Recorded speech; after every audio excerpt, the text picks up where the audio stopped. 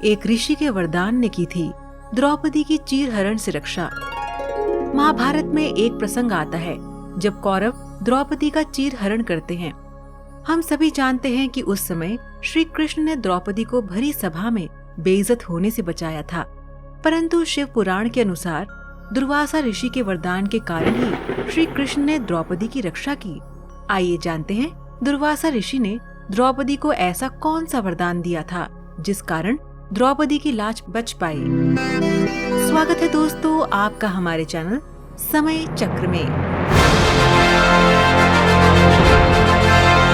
जब कौरवों और पांडवों के बीच हुए चौसर के खेल में युधिष्ठिर अपनी पत्नी द्रौपदी को हार गए, तब द्रौपदी का अपमान करने के लिए दुर्योधन ने द्रौपदी को कौरवों की सभा में आने के लिए बुलावा भेजा। जब द्रौपदी ने आने से मना कर दिया, तब उन्हें बालों से खींचकर भरी सभा में लाया गया। द्रौपदी को सभा में लाने के बाद दुर्योधन के कहने पर दुशासन द्वारा द्रौपदी का चीरहरण करने का प्रयास किया गया, परंतु उस समय द्रौपदी ने श्री कृष्ण को याद किया तो श्री कृष्ण ने द्रौपदी के वस्त्र को बढ़ाकर द्रौपदी की रक्षा की। यहाँ चाहे श्री कृष्ण ने द्रौपदी को लज्जित होने से बचाया, परंतु श्री कृष्ण द्रौपदी को मिले एक वरदान के कारण ही ये सब कर पाए। द्रौपदी को ऋषि दुर्वासा ने वरदान दिया था कि द्रौपदी को संकट के समय अनंत यानी कभी खत्म न होने वाला वस्त्र प्राप्त होगा। इस वरदान के पीछे एक कथा जुड़ी हुई है जिसका वर्णन शिव पुराण में भी किया गया है। इसके अनुसार भगवान शिव के अवतार ऋषि दुर्वासा एक बार स्नान करने के लिए नदी के तट पर गए थे। उस नदी का बहाव बहुत तेज था, जिस कारण ऋषि दुर्वासा के कपड़े नदी में बह गए। उसी नदी में कुछ दूरी पर द्रौपदी भी स्नान कर रही थी। ऋषि दुर्वासा ने द्रौपदी से सहायता मांगी तो द्रौपदी ने उनकी मदद करने के लिए अपने वस्त्र में से एक टुकड़ा फाड़कर ऋषि को दे दिया।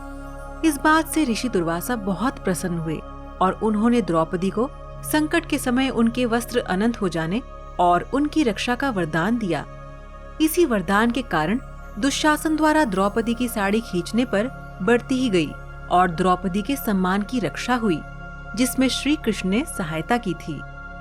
ऋषि दुर्वासा भगवान शिव के अवतार हैं। ये ब्रह्मदेव के मानस पुत्र अत्रि और उनकी पत्नी अनुसुईया के पुत्र के रूप में जन्मे थे। अत्रि और उनकी पत्नी अनुसुईया ने भगवान ब्रह्मा, विष्णु और शिव तीनों की कठोर तपस्या की थी।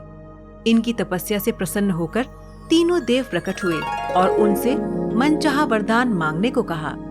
अत्रि और अनुसुईया ने वरदान में तीनों देवों को अपने पुत्रों के रूप में जन्म लेने की इच्छा व्यक्त की। इसी वरदान के फल स्वरूप भगवान ब्रह्मा के अंश से चंद्रमा, विष्णु के अंश से दत्तात्रेय और शिव के अंश से दुर्वासा उत्पन्न हुए। ऋषि दुर्वासा भगवान शिव के रुद्र रूप से उत्पन्न हुए थे, इसीलिए वे अधिक क्रोधी स्वभाव के थे। तो दर्शकों, हम उम्मीद करते हैं कि आपको ये वीडियो पसंद आया होगा। जाने से पहले हमारे इस वीडियो को लाइक और शेयर करना ना भूलें और इसी तरह की और ज्ञानवर्धक वीडियोस देखने के लिए हमारे चैनल समय चक्र को सब्सक्राइब करना ना भूलें। धन्यवाद।